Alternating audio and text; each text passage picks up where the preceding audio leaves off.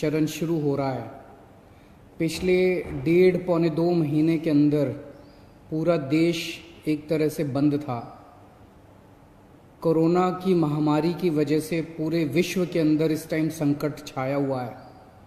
पिछले 1.5-2 महीने में आप लोगों ने खूब तपस्या की है। आप लोगों ने काफ़ी कठिनाई का सामना किया है और आपकी ये तपस्या विफल नहीं होगी।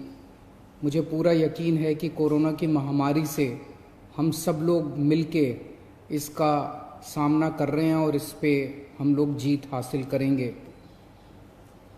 दिल्ली के अंदर अभी तक 10,054 केस टोटल हुए हैं।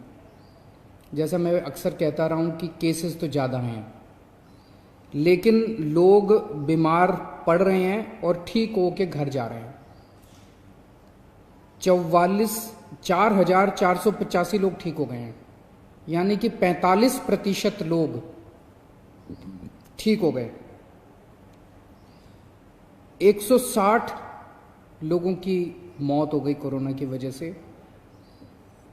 नहीं होनी चाहिए थी। कोशिश कर रहे हैं हम एक एक व्यक्ति की जान बचाने की, लेकिन एक औसतन तौर पे देखा जाए दुनिया के पॉइंट ऑफ व्यू से और हमारे देश के अंदर अन्य राज्यों में जो है, तो इतने मामलों में जो मौत हुई हैं वो अन्य राज्यों की और अन्य देशों की अपेक्षा कम है। लेकिन हम कोशिश करते हैं एक एक व्यक्ति की जान बचाने की। अब कोरोना अगले 1-2 महीने में तो ख़त्म नहीं होने वाला। जब तक इसकी वैक्सीन नहीं आएगी तब तक ख़त्म नहीं होने वाला। तो जैसा मैं कई बार अक्सर कहता रहा हूँ कि कोरोना के साथ अब अपने को अपनी ज़िंदगी चलाने की आदत डालनी पड़ेगी। कोरोना भी रहेगा और अपनी ज़िंदगी भी चलेगी। लॉकडाउन परमानेंटली नहीं रह सकता।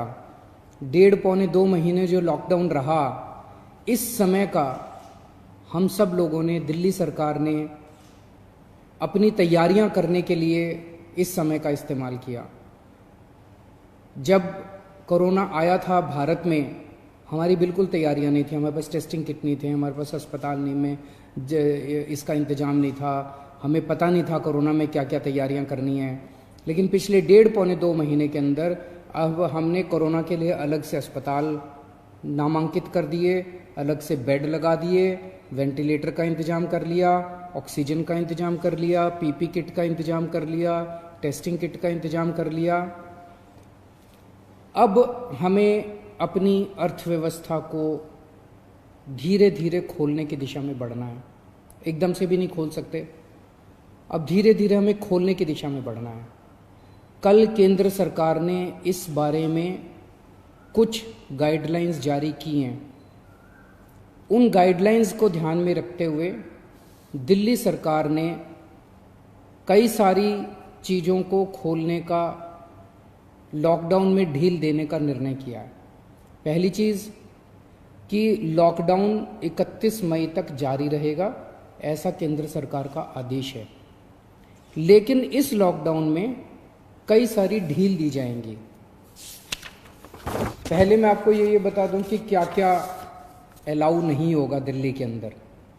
मेट्रो नहीं चलेगी, सारे school, college, coaching institute, training institute सब बंद रहेंगे, सारे होटल बंद रहेंगे, सारे cinema hall, shopping mall, gymnasium, swimming pool, entertainment park, theatre, bar, auditoriums, assembly halls, ये सब बंद रहेंगे।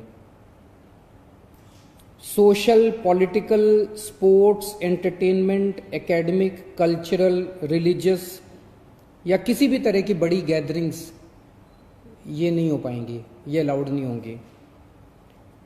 कोई भी धार्मिक स्थान या रिलीजियस प्लेस या प्लेसेस ऑफ वर्शिप बंद रहेंगे। कोई भी रिलीजियस गैदरिंग अलाउड नहीं होगी। बार्बर, स्पा और सैलून ये अभी फिलहाल बंद रहेंगे। शाम को 7 बजे से सुबह 7 बजे तक घर से निकलना अलाउड नहीं होगा, केवल एसेंशियल सर्विसेज के लिए अलाउड होगा। 65 साल से ऊपर की उम्र के लोग, 10 साल से छोटे बच्चे, प्रेग्नेंट महिलाएं और जिन लोगों को दूसरी बीमारियां हैं जैसे डायबिटीज़, दिल की बीमारी, ऐसे लोग का घर से निकलना वर्जित होगा, क्योंकि इन लोगों के लिए कोरोना जानलेवा साबित होता है। रेस्टोरेंट्स को खुलना अलाउ होगा, लेकिन वहां बैठ के खाना अलाउड नहीं होगा, केवल रेस्टोरेंट्स में होम डिलीवरी अलाउ होगी। स्पोर्ट्स कॉम्प्लेक्स और स्टेडियम ये खोल दिए जाएंगे, लेकिन यहां किसी भी मैच के दौरान दर्शक अलाउड नहीं होंगे। ट्रांसपोर्टेशन को खोला जा रहा है, तो auto rickshaw, e rickshaw, cycle rickshaw ये अलाउड होंगे, लेकिन केवल एक पैसेंजर। टैक्सी, कैब्स ये अलाउड होंगे, लेकिन केवल 2 पैसेंजर्स। ग्रामीण सेवा, फटफट सेवा, इको फ्रेंडली सेवा ये अलाउड होंगे, लेकिन केवल 2 पैसेंजर्स। मैक्सी कैब में केवल 5 पैसेंजर्स और आरटीवी में 11 पैसेंजर्स। लेकिन हर सवारी उतरने के बाद ड्राइवर की जिम्मेदारी होगी कि वो सवारी वाले एरिया को डिसइंफेक्ट करेगा, ताकि जो अगली सवारी बैठती है उसको भी खतरा ना हो और ड्राइवर को भी खतरा ना हो। कार पूलिंग या कार शेयरिंग अलाउड नहीं होगी एग्रीगेटर्स वालों को। दिल्ली में बसें चलना चालू हो जाएगा, एक बस में 20 से ज़्यादा पैसेंजर्स अलाउड नहीं होंगे।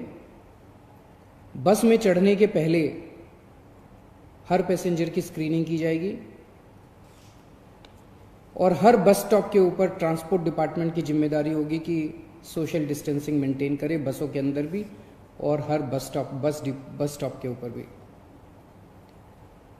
व्हीकल्स और इंडिविजुअल्स का मूवमेंट अलाउड होगा पूरे दिल्ली में।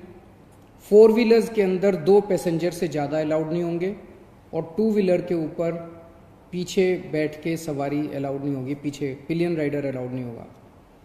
सभी सरकारी और सभी प्राइवेट दफ्तर खुल जाएंगे अपनी पूरी स्टाफ के साथ, लेकिन कोशिश ज़्यादा से ज़्यादा प्राइवेट ऑफिस वाले ये करें कि ज़्यादा से ज़्यादा लोग घर में जितने काम कर सकते हैं वर्क फ्रॉम होम रहे। सभी मार्केट्स खुल जाएंगे, लेकिन जो मार्केट्स और मार्केट कॉम्प्लेक्सेस हैं वहाँ पे दुकानें ऑड इवन के हिसाब से काम करेंगी। आधी दुकानें एक दिन खुलेंगी, आधी दुकानें दूसरे दिन खुलेंगी, लेकिन जो एसेंशियल आइटम्स की दुकानें हैं वो रोज खुलेंगी। जितने स्टैंड अलोन शॉप्स हैं, नेबरहुड शॉप्स हैं, रेजिडेंशियल कॉम्प्लेक्सेस में शॉप्स हैं, वो सारी खुलेंगी, लेकिन हर शॉप में सोशल डिस्टेंसिंग मेंटेन होगी और सोशल डिस्टेंसिंग मेंटेन करने की जिम्मेदारी दुकानदार की होगी। अगर किसी दुकान के ऊपर सोशल डिस्टेंसिंग मेंटेन नहीं हो रही तो दुकान बंद कर दी जाएगी। जितने इंडस्ट्री है सारी इंडस्ट्री खोली जाएगी, लेकिन इनके टाइमिंग्स को थोड़ा सा स्टैगर कर दिया गया है भीड़ को रोकने के लिए। कंस्ट्रक्शन एक्टिविटीज शुरू की जा रही हैं, लेकिन कंस्ट्रक्शन एक्टिविटीज में केवल दिल्ली में रहने वाले जो वर्कर्स हैं वही अलाउड होंगे। अभी ट्रांस बॉर्डर वर्कर्स अभी लाना, बाहर से वर्कर्स को अभी लाके वो अलाउड नहीं होगा। शादी के लिए केवल 50 गेस्ट्स अलाउड होंगे और उसमें सोशल डिस्टेंसिंग मेंटेन की जाएगी।